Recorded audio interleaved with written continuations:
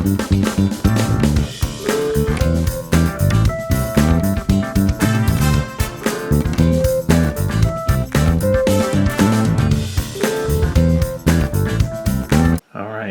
squig has been spray primed with Mephiston red all over, and it's just been doused in Carroburg crimson, so it's a lot darker with all the shading in. Looks great. So next step will be to let it dry, and then we're gonna pick out all the details. I haven't figured out what to do at the top, the scaly bit at the top yet, what color. We'll see how it goes. Alright, working on the Colossal Squig now. I just brightened it back up with the all over dry brush of Mephiston red again. Just to get a bit more redness back into it. It was quite dark after the basic all over washing of Null Null. So I've still got a lot of dark in the recesses and the folds in the skin, but overall it looks a lot more brightened up again. So I think now I'm going to go over this all over the skin again with the highlight dry brush, and then I'm going to go over with some edge highlighting on some of the major folds and around in and around the eyes, and then I got to decide what color to do the spines at the top and these spores, and then what color to do the eyes, and then do all the teeth and claws. So shouldn't take me too long to do this guy. Then the base is going to take me a while. Actually, for the base, I actually bought this Gargant kit, this giant. Not because I want the giant at all, but I want the parts of the giant. So I want this dude who actually goes on the base. He's this dude who's running away in terror. He's going to go on the Colossal Squig base. I want like this dead horse. I want these barrels and things that this thing comes with. This dude in the cage. Like the dead horse and the barrels. I want all these bits for my thunder tusks, and I won't even use the giant at all. So that's why I bought this kit. Alright, work continues on the Colossal Squig. I've dry brushed it Evil Sun Scarlet as well, which kind of brightened it up a little bit more. And I need to get myself some Wild Rider Red for finer highlights, but I need to get to the GW to get that. I painted those daggers. Actually, one of them snapped off, but those are swords in the muscle there. I've shaded the mouth and the gums with purple and red, so just waiting for that to dry. Same with these spores, I'm going to make them purple. The eyes, I think I'm going to make purple as well, so everything kind of goes together. And yeah, so it's looking pretty good. It's coming along. I'm just letting all that shading dry now. Alright, the squig is coming along great. Actually laid down some Xerius purple and some Druchii violet into the gums, so I'm going to top that off soon. Haven't done the teeth yet. The eyes are going to be glowing green, so there's some Wa flesh there as the base. Purple again in the spores here, and actually I was highlighting these spines with Fire Dragon Bright. So this bright orange color, and actually it looks really good. It just kind of sinks into the red after it dries. It looks really nice, and so I actually carried on. I kind of got carried away, and I ended up highlighting the whole model, edge highlighting. It's got so many of these folds and stuff that it was really easy to just pick out these massive folds. And actually, I think it looks really good. The whole model's been highlighted in it, and it really brings it out, makes it look great. Actually, I love it. So that's nice. So actually most of the squig is done. I just got to do the spores and the eyes and the teeth, and then it'll be done. And then comes the difficult task of mounting this thing. So yeah, we'll leave that to the end. Alright, the squig is nearing completion. I've highlighted the spores, I've highlighted the gums, and I put some brighter green inside those eyes there with a bit of green shade. So I actually spilled half my celiac green shade on top of me yesterday night, unfortunately, but cleaned it up and put some in there to sort of darken up the sockets. Put some Wa flesh in there as a base, and then put some Warpstone Glow on top to make them stand out a little bit. Looks decent.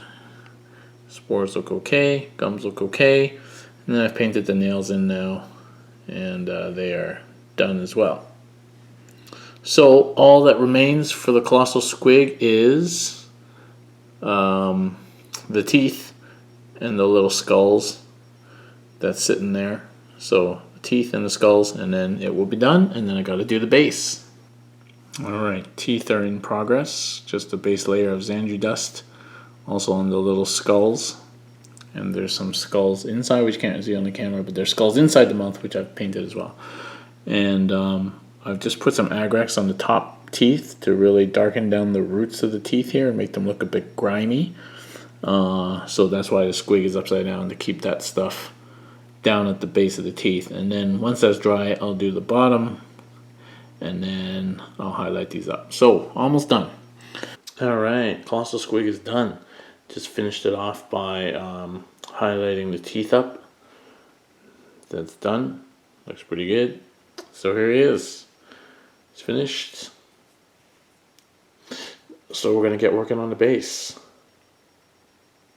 Alright, work begins on the base for the Colossal Squig. So the idea is that the squig is going to go here. I've marked it out on the base, the footprint. Literally, because I need to make sure that I leave space for like pinning and stuff. So he's going to go there. And then he's going to be, he would have bashed, that foot will have bashed through this, which is going to be like a stone wall, like a fence. Okay, so he just bashed through there, and he's going to be chasing this dude. And this dude, as you can see, is running away, freaked out. This is from the Gargant box. So I got that box just for this dude. He's going to be at the very front of the base with the Colossal Squig chasing him. And then what there's going to be scattered around here is bits of that wall, and then rocks and foliage. And then to top it off, this bird from the Gargant box is going to be sitting on top of the wall, just for fun. So that's kind of my idea for this base. Yeah, I hope it works. So I guess we'll see what happens.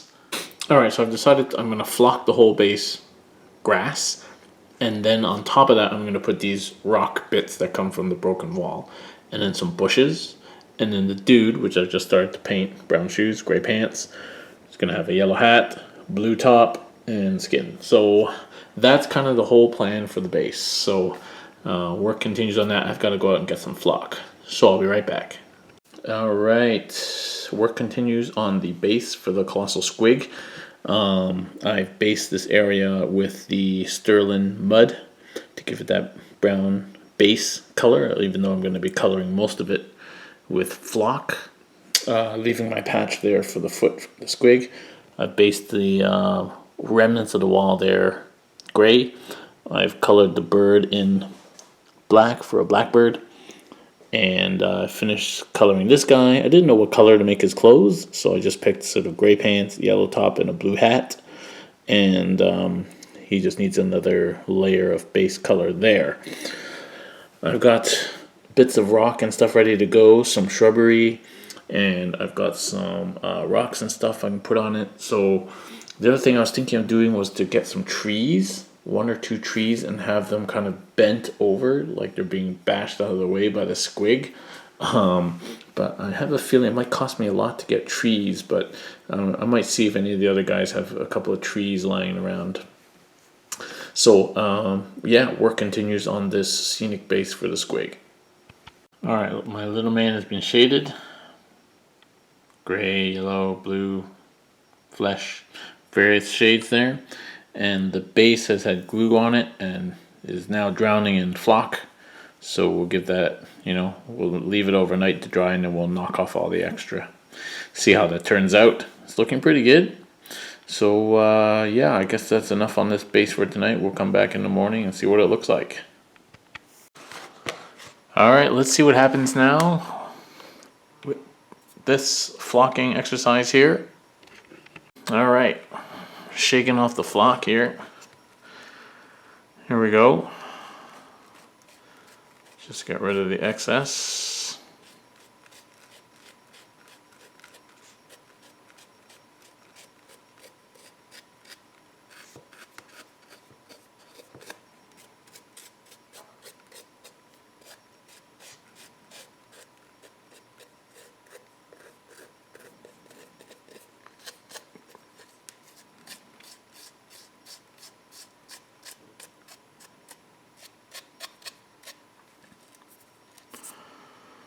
Alright, so there we go. So a little bit more sparse on the left side there. That's okay. The brown is showing through. And yeah, that's a nice little layer of grass there. So I can definitely work with that. Shake off a bit more excess there. There we go. Yeah, I think that looks okay. We can work with that. So you can always put, I have these kind of little algae brushes that I can fill in these spots with these. And of course we've got our rocks still to go, so that works. Okay, we're gonna move on here with this base.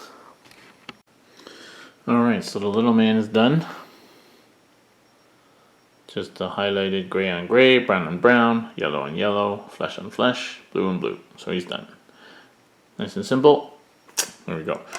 The base has had some shrubbery added onto it.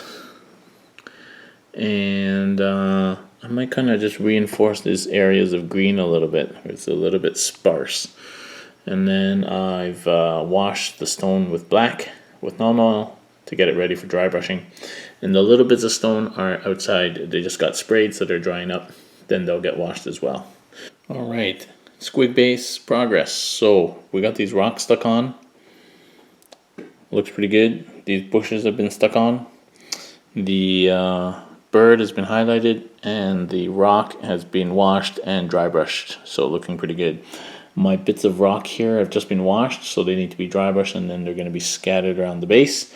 This dude is ready to be glued on. I think I'm going to do that as the second last step, and the last step will be attaching this. So I don't really know how this is going to go. I think I'll be able to super glue it, and then I'll probably have to pin it from the bottom. So we'll just have to see how that goes. I need to find a pin, of course. Maybe just try and find a paper clip from somewhere. But it's so heavy that I suspect it's not going to hold just with glue. So we'll see how it goes. Squig base coming along. I've dry brushed all the little rocks and I've stuck them on now. I just used the PVA glue, so we'll see if it holds or whether I need to use super glue or not. Kind of sticking it to the grass is a little bit dicey, but we'll just let it set and see what happens. So there's kind of rock pieces scattered around there from the wall, and then I'm going to put the dude on, and then the final thing I'm going to do is try and attach the squig. I've drilled a hole in it, the little drill. I don't have any pins. I need to get a pin. But we'll see how it holds with the glue first. Squig! So here's the dude running away from the squig. And this bird here is just like, dude, you need to relax. And then the wall's all broken and the shrubbery, and then the squig's gonna go on there. So that's about ready to go, just waiting for that to all solidify. And then I just, this little base piece that comes on the foot, I painted gray and I've just washed it, so I need to just dry brush that, and then will come the grand assembly. Alright, so I got this paper clip and cut a piece off there, and that fits perfectly into this hole that's been super glued in, just waiting for it to sort of set. And waiting for the base to set, and then we'll be ready to put it all together. Alright, the moment of truth. This base is ready, everything is firm. My pin here is set, and everything is ready. So I'm going to glue in the middle, no, putty in the middle, glue around the outside, stick the pin through, turn it over, and bend the pin, and then putty the pin. That's the plan. So I've got my putty here, and I got my glue here. I'm gonna get my glue ready. Alright, so what I'm gonna do, putty around the middle.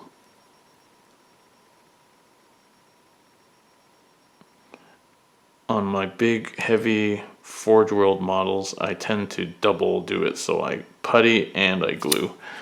I find that really helps it hold together. And then I'm gluing around the outside.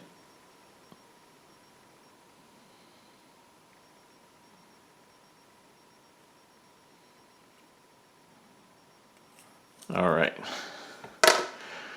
let's see how this goes.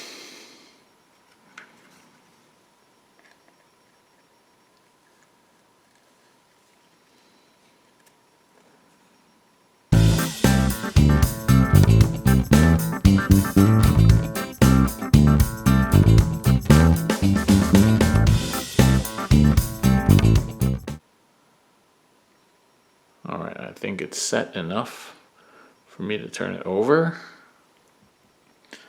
So actually, I don't think I'm gonna bend it yet. I think what I'm gonna do is let it sit in this position till the glue is totally set and the putty is hardened, and then it'll be safer for me to bend the pin. So I just gotta leave it like this. I'm probably gonna leave it overnight, and we'll come back in the morning, but that's what my base looks like, upside down. So it's gonna be pretty cool. Here he is, Reggie.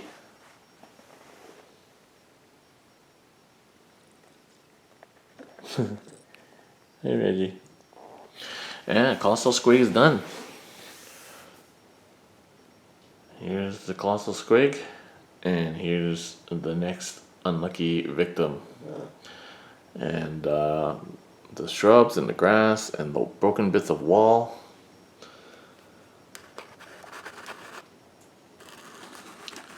The back here, the little birdie watching the things happening. There we are. So I'm not super finished the base yet, so I had to bend this paperclip flat, and of course it won't bend completely flat, right? Like I should have pre-bent it somehow, but I'm just waiting for that to stick down, and it might not, but as long as it doesn't stick out, that's fine, and then I'll acrylic whatever bit is stuck back on. So that's it, the Colossal Squig is done, and I'm quite happy with that, how that turned out. That looks pretty cool. Are you happy with that, Reggie? I think Reggie's happy with that.